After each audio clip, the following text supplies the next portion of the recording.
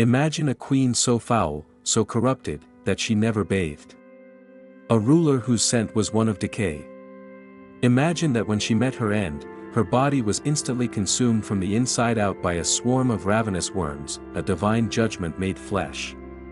This is the story of Joanna I of Naples, the monster queen. It's a tale that has been whispered in the darkest corners of history for over 600 years. It's disgusting, it's horrifying, and it's one of the most successful character assassinations of all time. Because almost every part of that story is a lie. Today, we're not just telling the story of a queen, we're peeling back the layers of a centuries-old conspiracy to find the truth about the woman they tried so hard to bury under filth and propaganda. Our story begins in Naples, 1343. The Kingdom of Naples was a glittering prize, a center of art, commerce, and cutthroat politics. On the throne sat King Robert the Wise, whose heir was his 16-year-old granddaughter, Joanna. To secure the kingdom's future and settle a family dispute with their Hungarian relatives, King Robert arranged a marriage between Joanna and her 15-year-old cousin, Andrew of Hungary. This was a political cage. Robert's will was explicit: Joanna was to be queen in her own right, and Andrew merely her prince consort.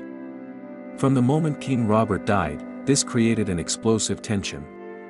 The sophisticated Neapolitan court looked down on Andrew and his Hungarian entourage as uncultured barbarians. Andrew, meanwhile, felt cheated of his right to be king. His mother, the powerful Queen of Hungary, lobbied the Pope relentlessly to have him crowned as a co-ruler.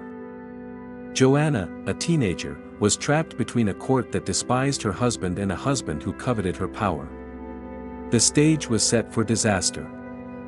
On the night of September 18th, 1345, the royal court was staying at a hunting lodge. Andrew, now 17, had just received word from the Pope that his coronation as king was imminent. His victory seemed assured. In the middle of the night, he was lured from his bedroom by a group of conspirators. The door was barred behind him, trapping Joanna inside. In the dark hallway, Andrew was brutally attacked. He fought for his life, but he was overwhelmed. A rope was thrown around his neck, and he was strangled to death before his body was thrown from a balcony into the garden below. The shock was immediate, and so was the suspicion. Who stood to gain the most? All eyes turned to the 18-year-old queen, Joanna.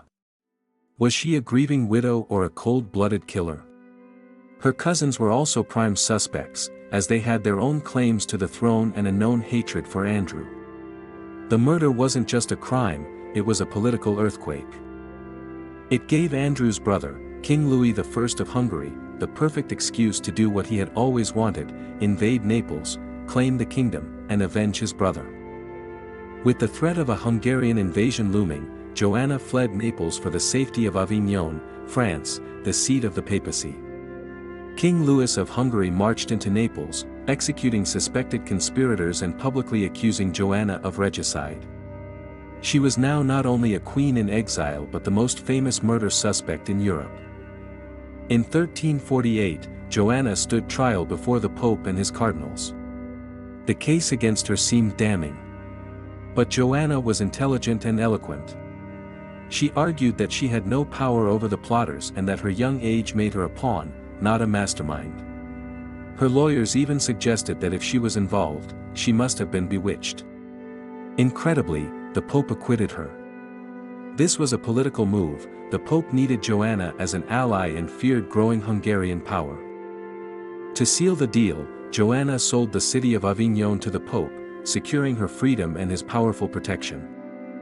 Just as Joanna was cleared of murder, a new, more terrifying enemy arrived: the Black Death.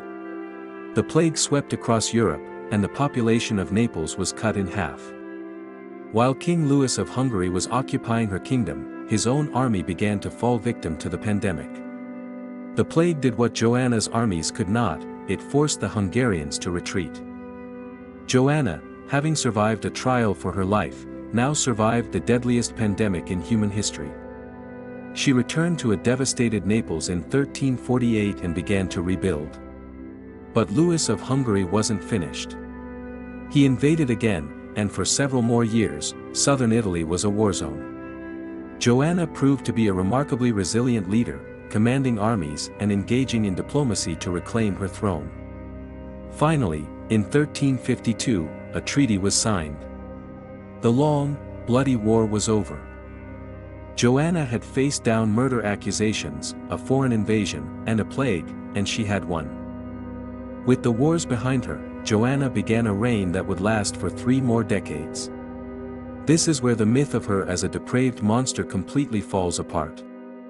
Far from being a vile ruler, Joanna presided over a golden age for Naples. Her court became a vibrant center of culture. She was a patron of the arts, corresponding with the great poet Boccaccio, who wrote of her admiringly as the singular pride of Italy. She oversaw legal and economic reforms and skillfully navigated the treacherous waters of Italian politics.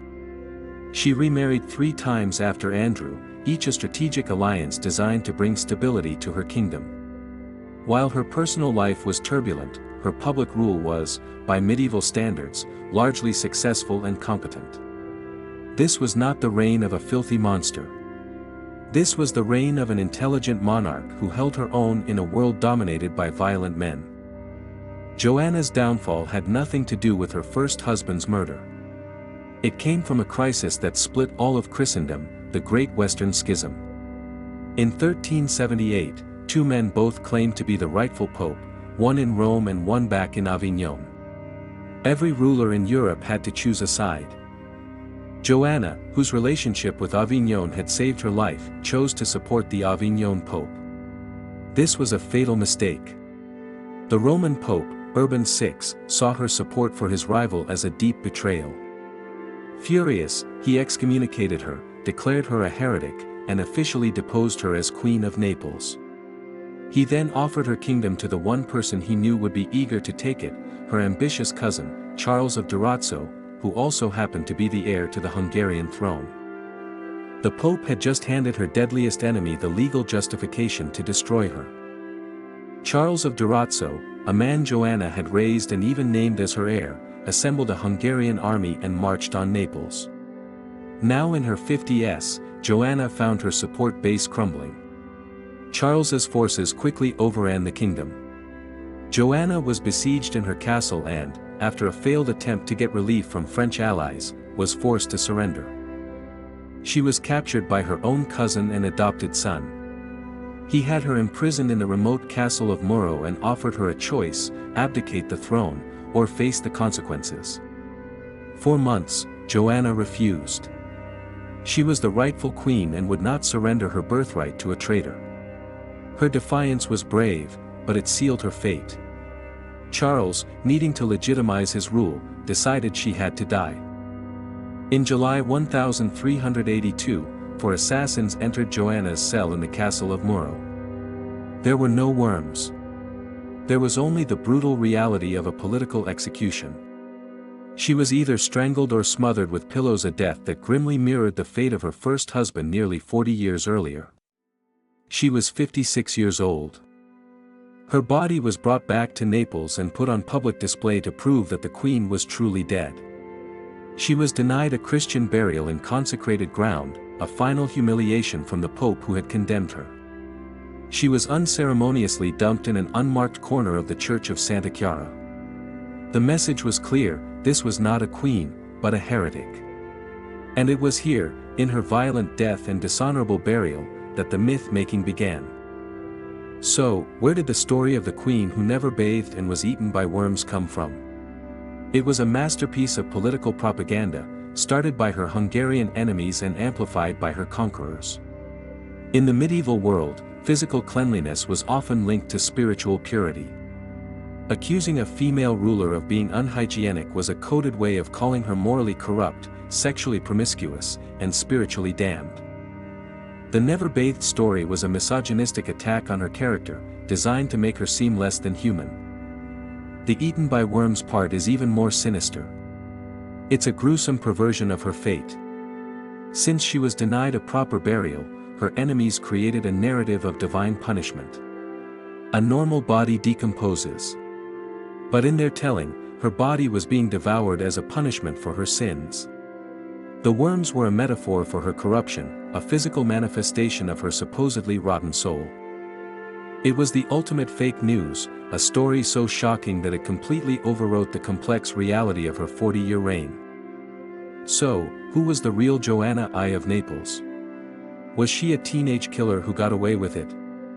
Or a capable female ruler destroyed by the ambitions of the men around her? The truth is likely in the messy middle. She may have been relieved by Andrew's death, but she was also a survivor who navigated an impossible political landscape with skill for decades. She wasn't the monster her enemies created. She was a queen who ruled in a brutal age, made difficult choices, and paid the ultimate price for one fatal political miscalculation. The grotesque legend of the unwashed queen is a powerful reminder that history is often not what actually happened, but who gets to tell the story. The story we remember is often the one that's most sensational, not the one that's most true. Joanna's story was hijacked by her enemies, who turned a complex queen into a one-dimensional fairy tale monster. They buried her legacy under so much slander that it has taken centuries to dig it out. So, what do you think? Was Joanna a ruthless Black Widow queen, or a tragic victim of a 600-year-old smear campaign? Let me know your theory in the comments below. And if you enjoyed unmasking this historical lie, do me a favor and hit that like button, subscribe to the channel for more deep dives into history's forgotten stories, and share this video with someone who loves a good historical mystery. Thanks for watching.